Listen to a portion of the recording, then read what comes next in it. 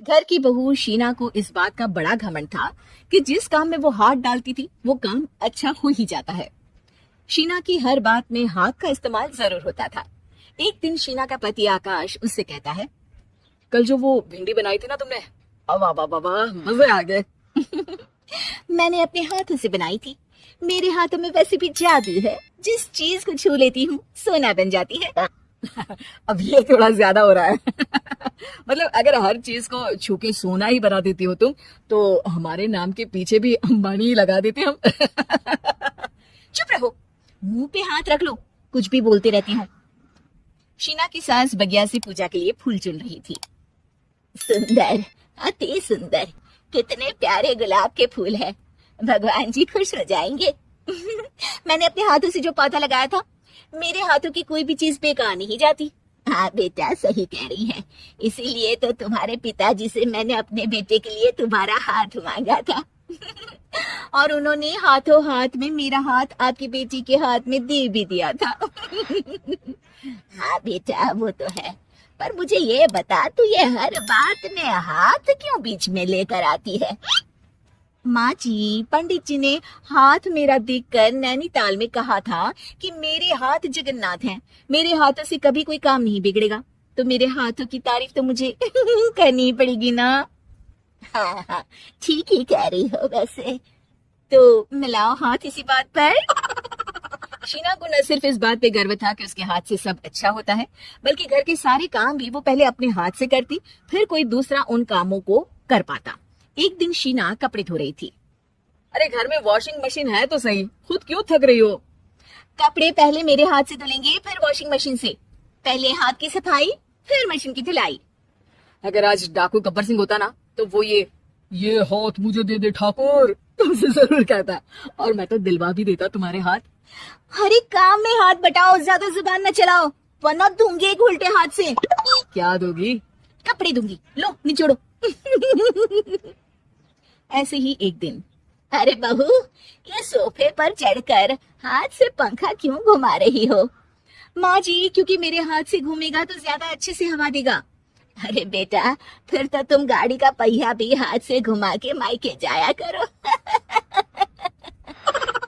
एक बार आकाश ने घर पर कार लाने की बात छेड़ी। माँ, सोच रहा हूँ कि एक कार लेकर आता हूँ। ले ले बेटा, क्यों नहीं? अरे पैसे हो तो हवाई जहाज भी ले लेना। हाँ, पैसा तो हाथ का मेल है, ले लेते हैं। इस हाथ पैसे देंगे, उस हाथ कार ले लेंगे। मुझे तो लगता है कि बहू कार भी अपने हाथों से धक्का लगाकर घर लाएगी। वो तो नहीं करूंगी, लेकिन सबसे पहले स्टीयरिंग पर हाथ मैं ही लगाऊंगी, ताकि गाड़ी का आना शुभ हो। अरे घर ले आने तो दो, फिर हाथ लगा लेना। लेकिन शीना नहीं मानती। अगले दिन ही सब कार लेने जाते हैं। शीना सेल्समैन से कहती है, भैया ये कार बहुत पसंद है, पैक कर दो। अरे ओ भगवान, 2 मीटर कपड़ा नहीं है जो पैक करवा ले, जरा चला कर तो देखने दो। यस सर, बिल्कुल, जस्ट ड्राइव कीजिए ना। अरे नहीं नहीं, सबसे पहले मैं हाथ लगाऊंगी गाड़ी को, मेरे हाथ अच्छे हैं। अरे यार, हाथ तो मैं भी धोता ही हूँ, और आजकल तो सैनिटाइजर से भी धोता हूँ। मेरे काम में हाथ ना अड़ाओ। अरे टांग ना अड़ा होता है भाग्यवान, हाथ नहीं। शीना ड्राइविंग सीट पर बैठ जाती है और आकाश उसे गाड़ी के फंक्शन समझाता है। देखो शीना, ध्यान रखना, ये है स्टीयरिंग, इससे राइट लेफ्ट जाएंगे, ये है एक्सेलरेटर, इससे स्पीड कंट्रोल कर सकते हैं, और उसी के पास में है ब्रेक, जो तुम्हारी जुबान में शायद मिसिंग है। ठीक है, ज्यादा भी सिखाने की जरूरत नहीं है। मेरी माँ तो कहती है कि मैं अगर अपनी शुभ हाथ लगा दूं तो जग घूम जाए, तो ये स्टीयरिंग क्या चीज है? शीना गाड़ी स्टार्ट कर देती है और स्टीयरिंग को घुमाते हुए एक्सेलरेटर पर धीरे से पैर रखती है, और शोरूम के बाहर के एरिया में ही गाड़ी घूमने लगती है, जहाँ दूसरी गाड़ियां भी रखी हैं। देखा मेरे हाथों का कमाल। अब ब्रेक दबा दो, आगे गाड़ी है।